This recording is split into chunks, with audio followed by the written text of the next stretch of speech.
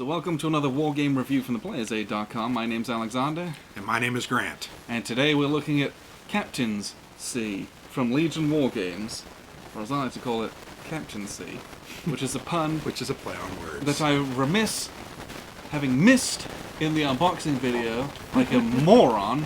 I normally pride myself over puns and stupid dad jokes, and someone pointed it out to me in the comments, and I was very ashamed and read my clothes. Because, come on, how you gonna sneak that pun in there and everyone miss it? So I did want to say this. We shot a review of this. Yes. When we played it, Which is a week ago, 2 weeks ago? it was about 10 days ago, 2 weeks ago. Unfortunately, the audio didn't come through. Yeah, which is a huge bummer. So we are going to try to replicate that. I wanted to say that so they didn't look at us and go, "What's wrong with these idiots? Yeah, they're like, what are they talking it's about?" It's not quite as fresh in our minds as it normally would have been. Yeah, and I hate it. We've had this a couple of times over the years. We played this game. We loved it. It's extremely.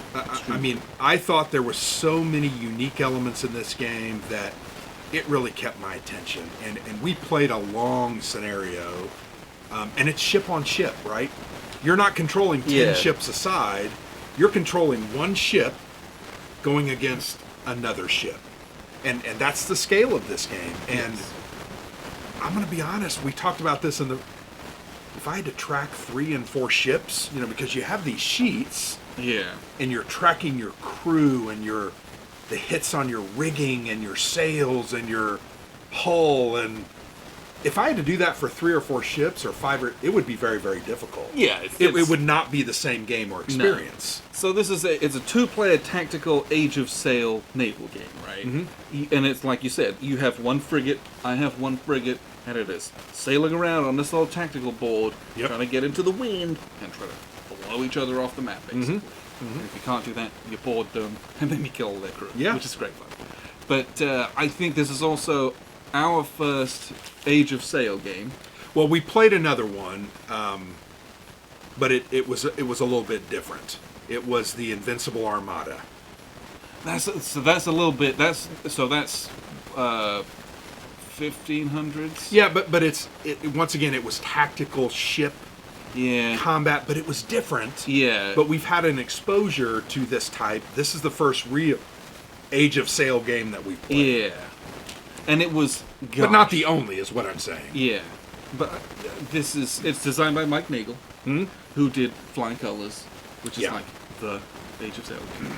To me, Flying Colors is way more complex and deep than this. I believe that's the case. Because that one, again, like you said, you have a bunch of ships in like a fleet in a line or a different formation, and I don't think you track as micro as you do in this game. Okay. But you have more ships, and it's very crunchy in this. This one, it's like, I got one ship, I can turn in the wind, I can do all these maneuvers, and then it's like, my guns! Load my guns with whatever, different types of ammunition, and I've got this X amount of crew, and I can commit them to doing all these different things on my boat.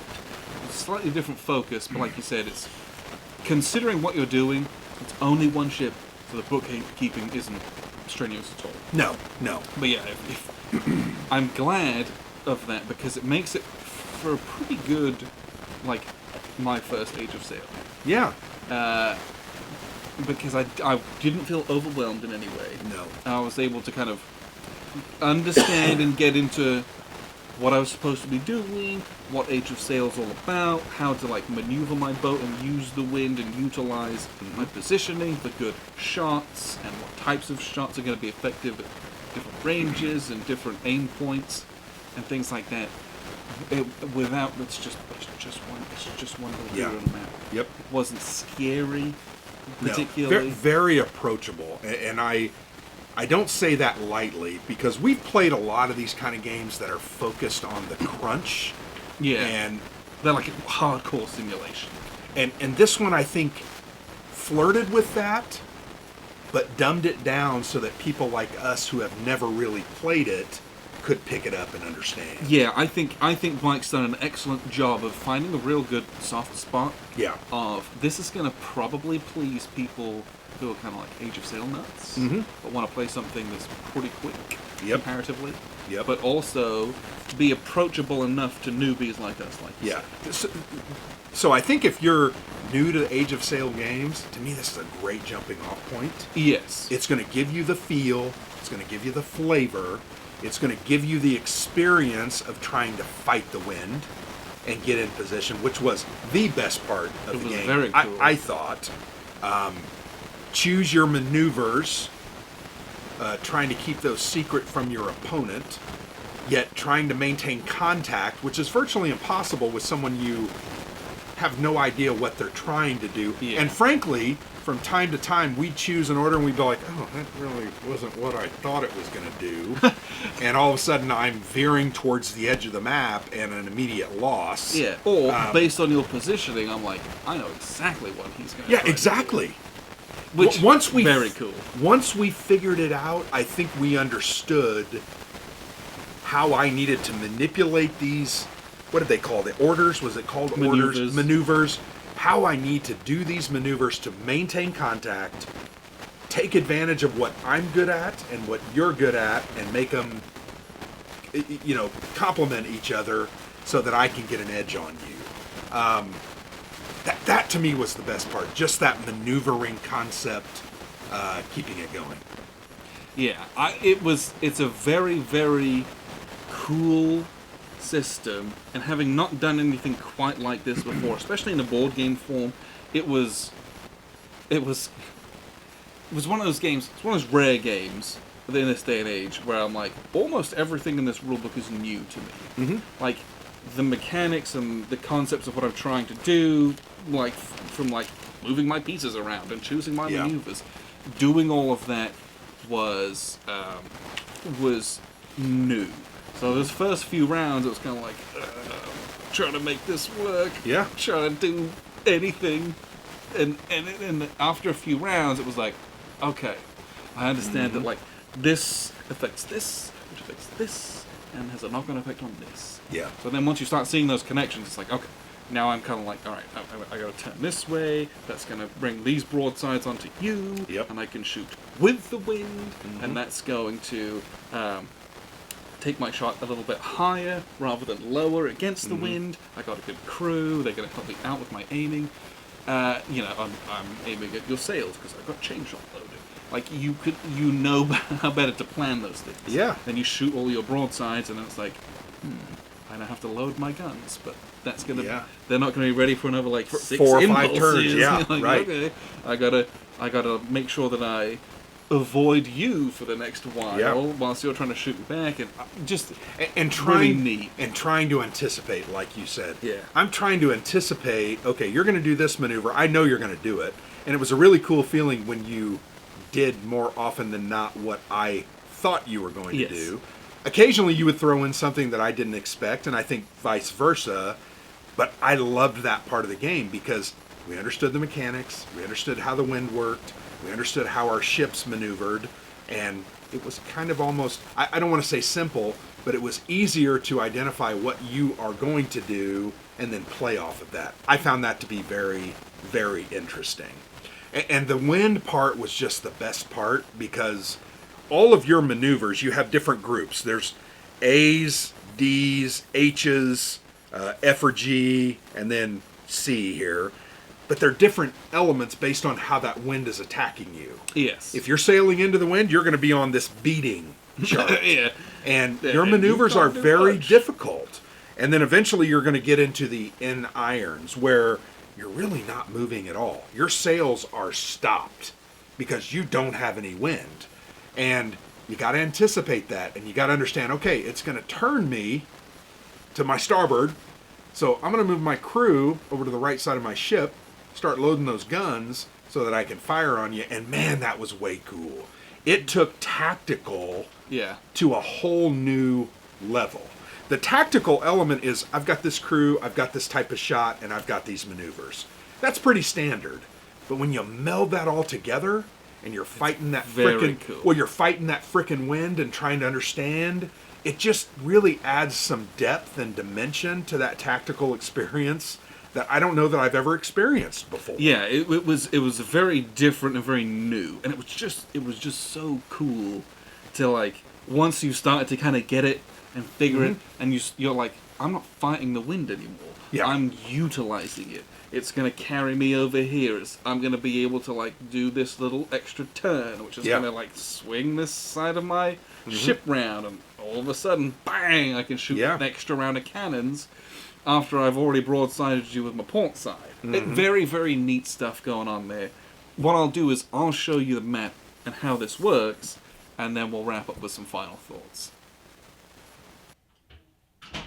So here's a look at the map. As you can see, it's kind of divided up into a couple sections here. So you've got this big square sea grid here in the middle, and there is a little compass directions, and it has some starting points. This is B, this is D, A is over here, and then there's a little wind marker to denote the wind in the scenario. So this way, the wind is blowing this way.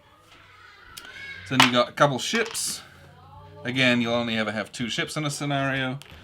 And then you have a bunch of these blocks. And these blocks have your nationality on them. And on the back of them is colors and numbers. And they correspond to this matrix of maneuvers over here that you're going to use.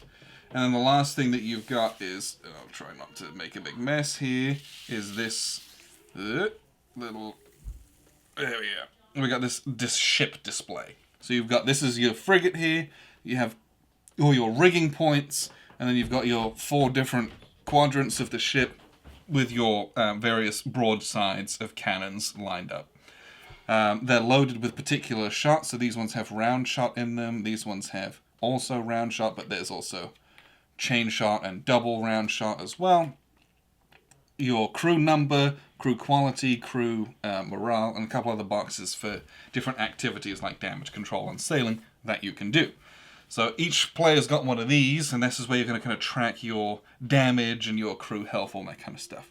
But the crux of the game is that you're going to sail around, engaging with each other, shooting each other with broadsides, and as many cannons and chases that you can if you're lagging behind, trying to inflict damage, reduce crew morale, kill the crew to end the game and have them surrender, strike the colors. So to do that, what you're going to do is you're going to check your speed, and that's the amount of movement points that you must expend this turn, basically. And so what that looks like is we'll kind of take this little setup here, for example. So we've got an American frigate here that is sailing this way. C is the front of the ship, the bows. I'm pretty sure that's correct anyway. And so this one's going this way, this one's going this way. And what you do is you check your wind direction. And the wind points, you think you're pointing across the ship. So I'm at, the British ship is here at a D, whereas the American one is at an F. And so you're going to roll for initiative, red for the British. Cool, so the Americans have the initiative in this instance. The little initiative marker goes in the initiative track. And what you do is then you cross-reference this little base movement point table. So he's the initiative player and he's got an F. I'm the initiative player and I've got a D. So you cross-reference. The first number 0 is his base movement and the second number 2 is my movement. So 0 and 2, to which you're going to add, red for the British, some points. So I have an average hull, so I'm going to add 2 points. So I'm now 4, and he rolled a 1, so he's going to add 1. So currently it is 4 to 1, and that is, again, it's a relative speed. You know, we might be moving at 25 knots and 20 knots in that instance. Well, you're not going to move 20 spaces and 25 spaces. You're just going to move kind of the difference between the two is what you have to do. So what that looks like is you have all of these activate markers, and you have a big pile of 12 of them. So I've got 4, I believe is that what we said? Yeah, 4. So you look on this impulse track, there's 12 spaces, and all the ones that have 4 on them, you put an activate marker on.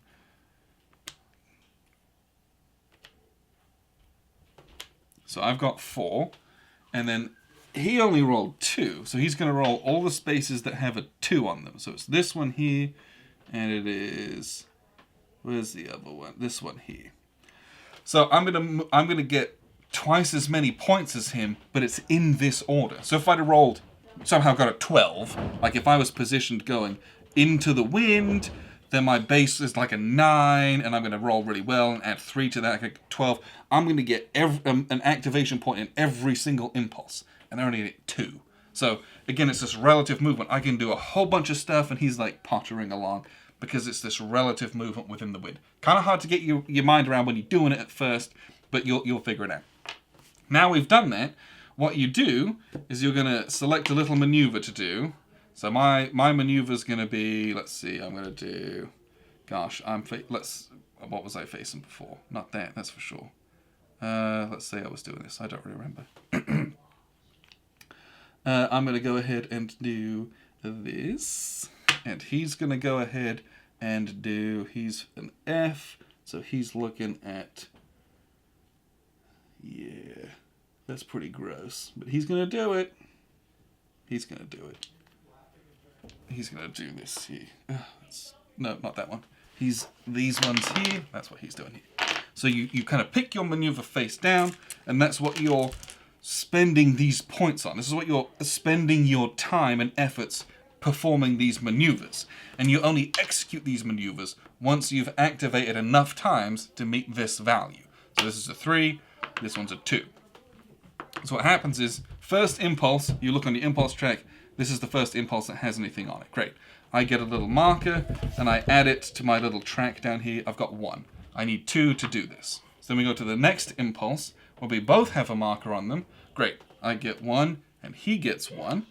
And so I look at mine. I've got 2. Mine triggers. His needs 3. He's only got 1. His doesn't trigger.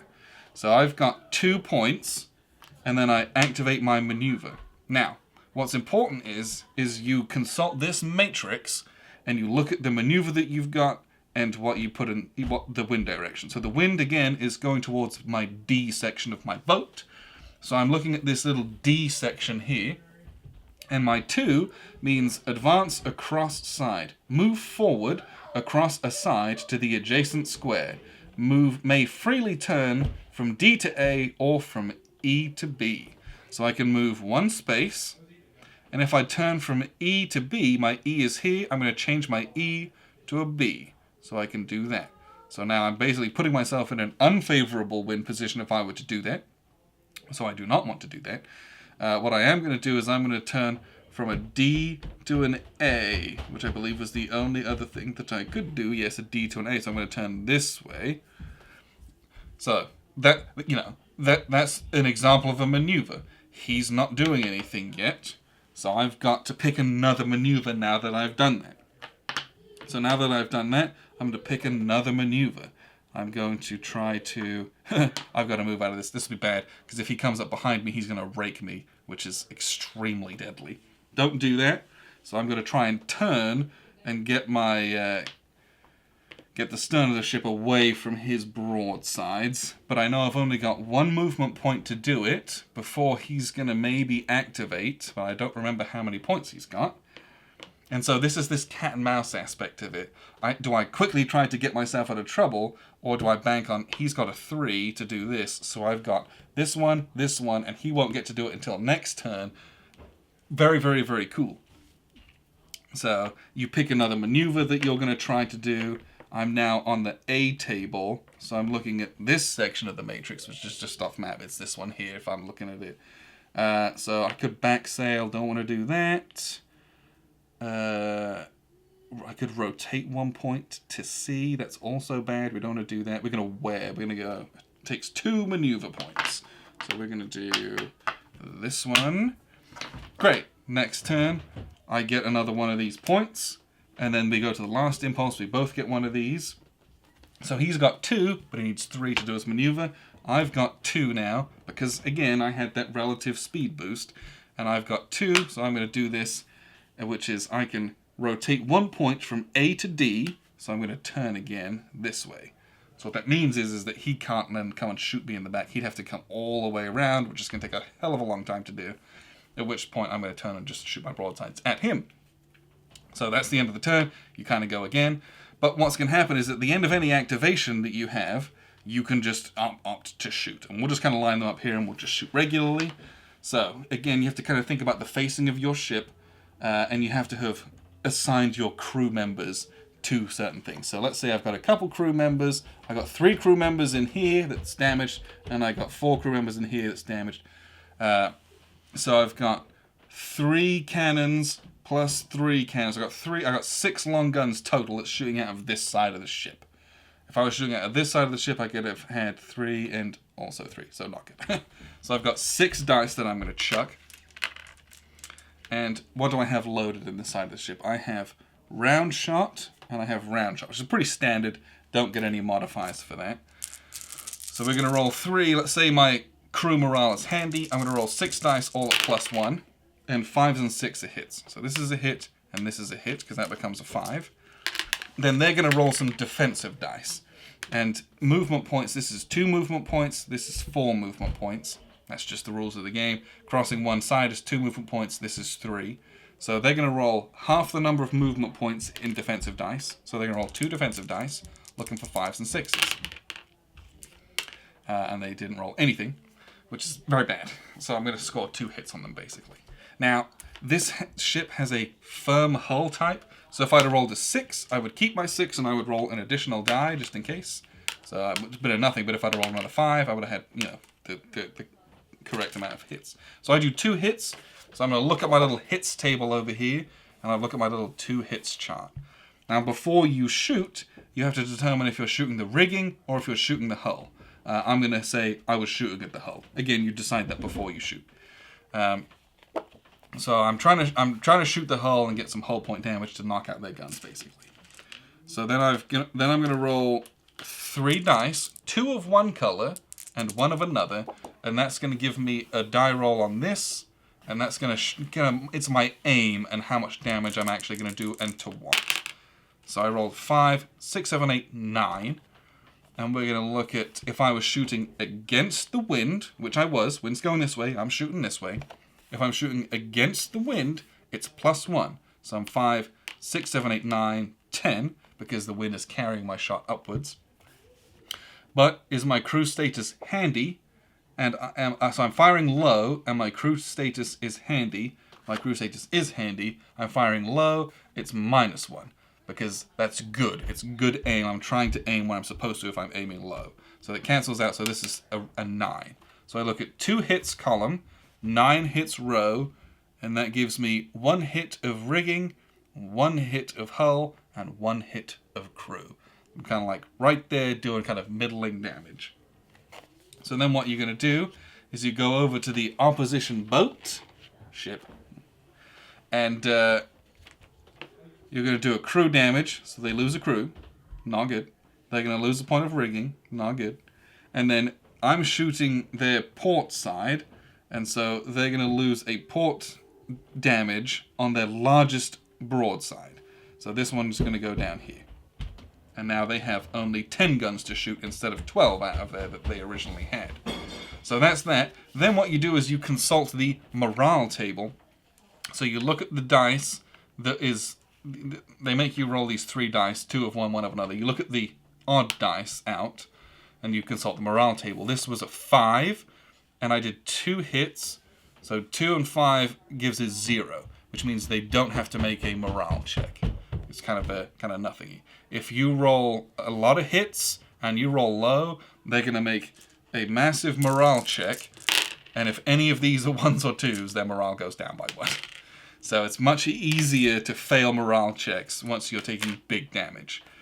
And when you get into these large cannonades, I guess we could have rolled our cannonades because we're within that space. I should have rolled more dice. You start just like raking the crew off the decks. You start damaging all the guns, and the ships fall apart very quickly when you get into this kind of range. But it is extremely fun. Once you start getting into these strike the colors checks, you're going to make checks, and if you strike the colors, your ship surrenders to the enemy. You're going to lose the game, basically. If the morale plummets because everyone's dying and you keep failing these morale checks, again, they give up. If all of your crew dies, basically, whoever's left just gives up and surrenders. There's a nice number of ways to kind of force that to lose the game. Once you get into melee, you can attempt to grapple the opponent's ship. You know, you throw over all the ropes and hooks, reel them in, and any one of your crew who you've kind of assigned to melee, if you're attacking, they, you know, swing over and jump over, and it's fighting on the decks, chucking dice back and forth, and if you kill the defenders, you win, because they don't have a crew left, and you've got the bounty of a nice new ship. Just extremely cool and very fun, a very interesting game. What we'll do is we'll wrap up here with a few final thoughts. So that was a look at the map and how this works. Again, a very new style of game for us. Yeah. Right. Never played anything like this, honestly. I had a blast with it. I love naval history. I don't know a lot about it, but I come from a maritime town, and England is steeped in naval history. So I've been to all the various museums and seen a number of different tall ships, and watched Hornblower, which is a great TV show, by the way, that shows its age, but it's about these kinds of smaller ships of the line, and it was so cool to finally play something about this, and for it to have been eminently playable. Yeah. It was funny because when we were playing this, one of the movies we referenced fairly often was Master and Commander. Oh yeah. Russell Crowe, one of the greatest movies, and really a shame that they never, because there were supposed to be 2 other movies. I mean, you could make a million sequels and I'd watch them all. It was just so fantastic because I saw played out on this grid some of those very moves that they were trying to accomplish. And it taught me some new things. I really am interested in this style of game, and I would love to give Flying Colors a shot now. It's going to be a little deeper. It's going to be a little scarier. Yeah, a little bit different. But I think we can grasp it now, particularly since we've dipped our toe in this and understand some of the mechanics. From the moment we started playing to the very end, I think it was 3 hours later. Yeah. I learned a lot about naval warfare and how to get what I needed done. And it was really an interesting experience seeing that happen. I don't know that we get that a lot in games. We kind of know how things are going to happen. Because we've played a lot of land-based combat. Yeah. And at some point you're like, this is like World War II. This is how the combined arms. I kind of know how this stuff works or should work. Or like Ancients. You're like, yeah, these guys have a shield wall with pointy sticks going over the top of it, right? I understand and know that. Whereas naval sailing, there's a whole science there and an art, and you're like, I don't know anything about that. Well, and it's so interesting in a land-based hex encounter war game, you're really fighting the terrain. Yeah. In this game, you're fighting the wind. That's the terrain. There is no terrain here. It's just a blue abyss, Yes. And we're fighting the wind, and I just found that so interesting. The other thing that I think Mike did a really good job in this game, there are a lot of choices in how you maneuver your ship. Yes. How you manage your crew. I mean, one of the most interesting elements, I think, are these ship cards. And there's 20 of those. Yeah, they're double-sided. And it's the British, the French, and the United States, I believe, correct? Yes. There are some French boats. You only ever have 2 ships. Yep, one ship against each other. But it's so interesting, if you look at these cards, it has a silhouette of the ship. It has your starboard and your what's the other one called? Port. And it has all these boxes. And you're tracking the number of guns you have and the number of crew who are working those guns. And you know what? When you get hit, what ends up happening? You lose your guns. You lose guns because you lose crew, more often than not. Yeah, it's a bit of both. Yeah, a little bit of both. But that's because sometimes the guns blow up. You lose all your crew. Well, I got all my guns loaded. Can't shoot them. You can't shoot them. Or you lose all your guns. I got all my crew there, and they're doing nothing now. and it was so interesting to have 2 sides of the ship. Because how many times did we, as we were swinging around, I'm sitting there going, I'm going to abandon my port side and send my few remaining healthy crew who weren't doing damage control and different sailing things. and all that kind of stuff. Yeah, because you have to assign people to that kind of stuff. And you do it before. I love it. Yeah, the sequence of play is so good. It's just so interesting that you literally on a flat sheet of paper, you're managing this entire ship. Yeah. It was just really fascinating. And it does it very clearly without being complicated and stupid. Well, and it's not overwhelming. Which was really, really impressive. You got a couple really important things. Your morale, very, very important. Your quality of crew, which I think we were both crack in our scenario. Yes, that's correct. So that didn't really change very much, but I'm telling you, that morale started dropping. All of a sudden, you realized... I remember when I shot you a couple times, you were like... You like lose your gunnery modifiers and like, I am not very good anymore. Well, I'm never going to hit you. Yeah. And it was so interesting to see that. The other thing I really loved about this, two-dimensional model of the ship were these different shots. Based on my positioning and based on... Because my hulls were really good. Yeah, you had like the like physically strong. Yeah, firm, I think is what it was called. Yours were average. So you're not shooting my hull. Yeah, you're bouncing more of my hits. Yeah, it didn't make sense for you. So what did you do? You shot for my rigging. You were trying to cripple me. And then I could just sail up and I can board you. Yeah, and so it was so interesting seeing the different fighting styles. The other thing I really liked about the game was my ship was better. I had more crew. I had more guns. Yours was smaller, a little more agile.